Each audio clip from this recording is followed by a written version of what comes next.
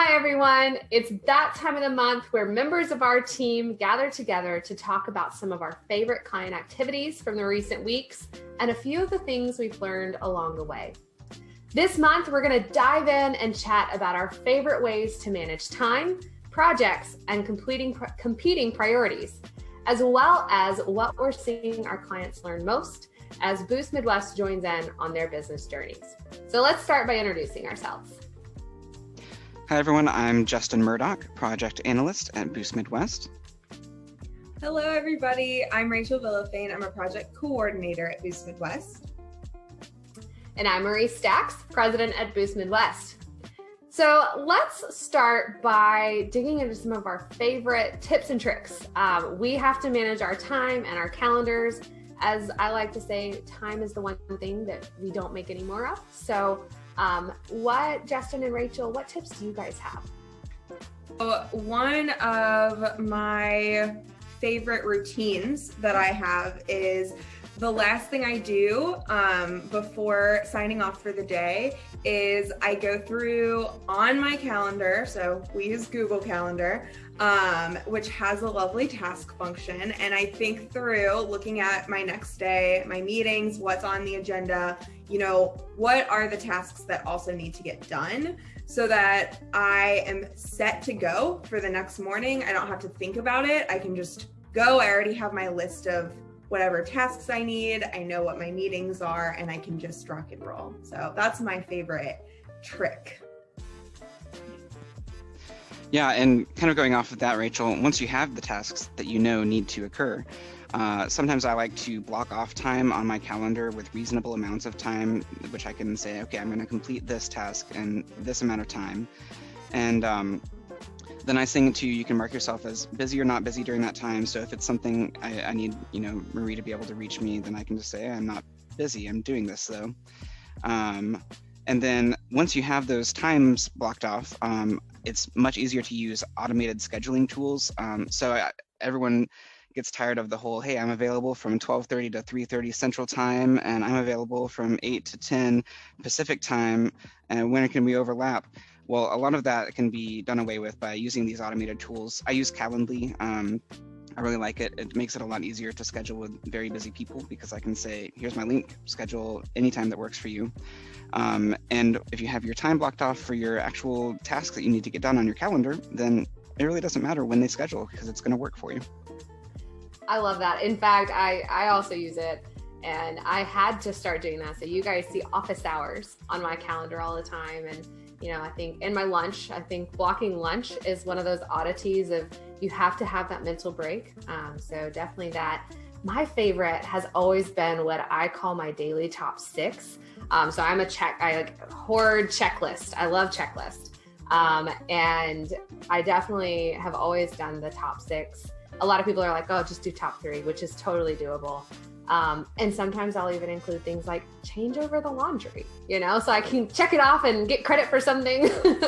But I focus on getting those done before midday because, and this comes from my healthcare days when I was in the practice and in the billing office, and by midday there was something else that came up that needed to be handled. So you had your time in the afternoon to get that off the list. But Justin, I love the idea of blocking your calendar, and Rachel already having the things to do ready in your brain. I think that's a great way to stay organized. So what about lessons learned? Does anybody have a lesson learned for time management? This kind of ties into the blocking off the chunks of time to complete specific tasks. I believe it's called Parkinson's law, but the idea that that tasks take the amount of time that you allow for them. So finding ways to make sure that you allocate a small enough amount of time instead of letting a very small task just take over your whole day. So such a good point. I think that doesn't apply though with gym. Like I always block time for the gym and it never actually takes that. Somehow. So, okay. So what about prioritizing tasks with projects? We obviously do a lot of project management. What do you guys do to kind of keep up with your various clients and the tasks that are within each of the projects that you manage? Yeah, I think probably the most important thing when trying to figure out which tasks to prioritize is communicating with the client and really understanding what they need, and understanding that their list of priorities may change during a project. So making sure you're checking in with them regularly and continuing the conversation of, this is what the plan is for, the prioritization of the tasks. Does this still match what you are expecting? So I think that's the first thing.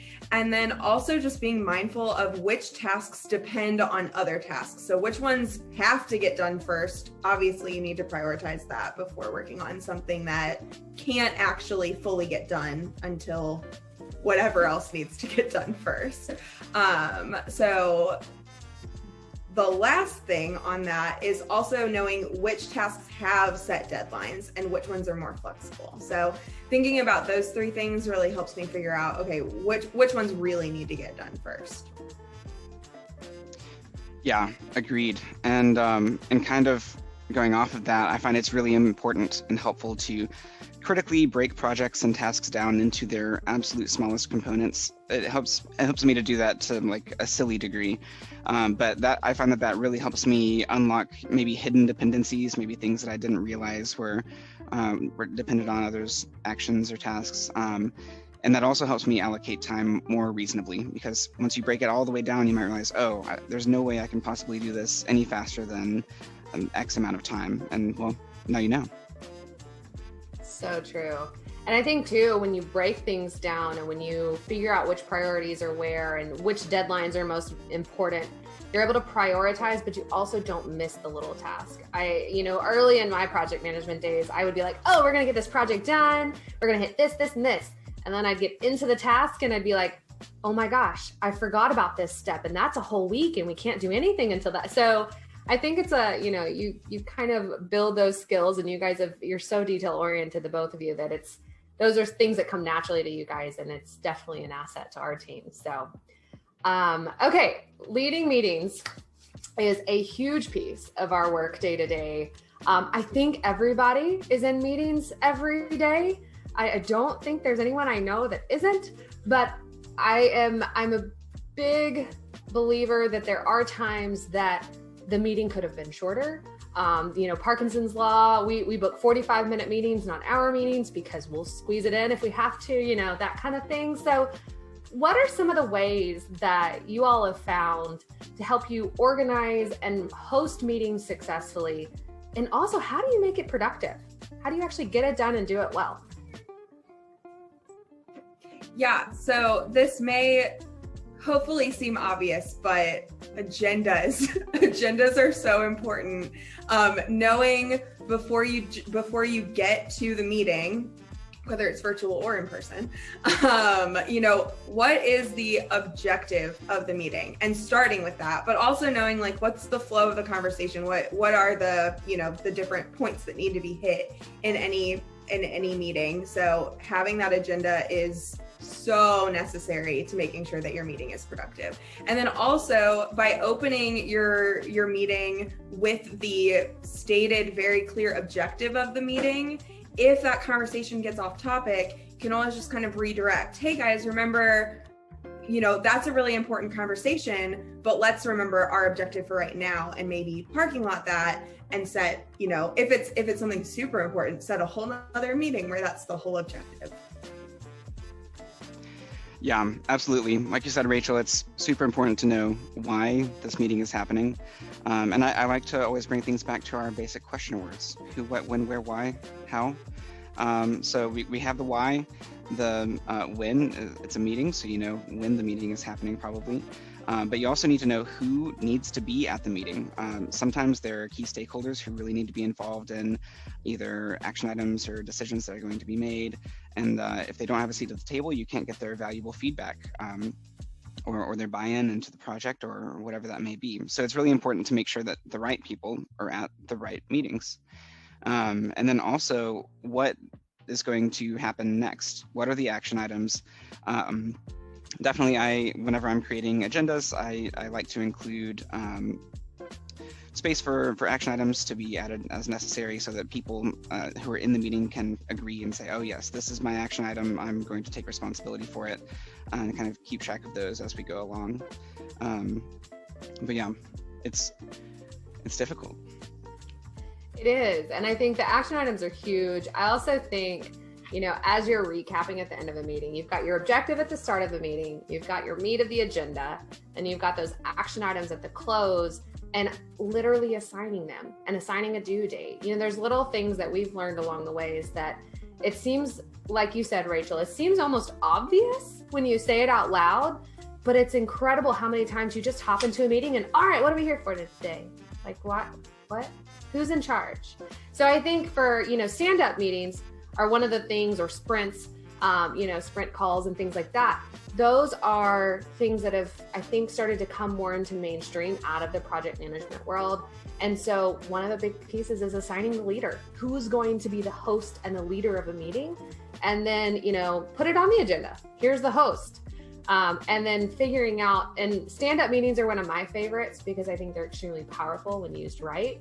And you can hop in and say, how are we on everything? Is everything green? Which ones are red? And what are our action items that are outstanding? What are the barriers in the way? So you can be really succinct, get something done in 15 minutes, and you've only used a 15-minute slot on your calendar, and you've got the rest of the day to get all the action items tackled. So we've got a lot of these kind of tips and tricks all over our Boost blog and things like that. So when we post this video, we'll add that in.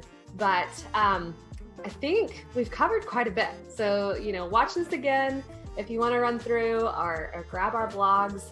And thank you for joining us today and letting us share more about how we help optimize operations and elevate results for the world of business. If you have any questions or are interested in learning more about how our team can help your business, get in touch. You can connect with us via email or on our website or on social media at Boost Midwest. And have a great day. We'll see you next month in the Boost Coffee Corner.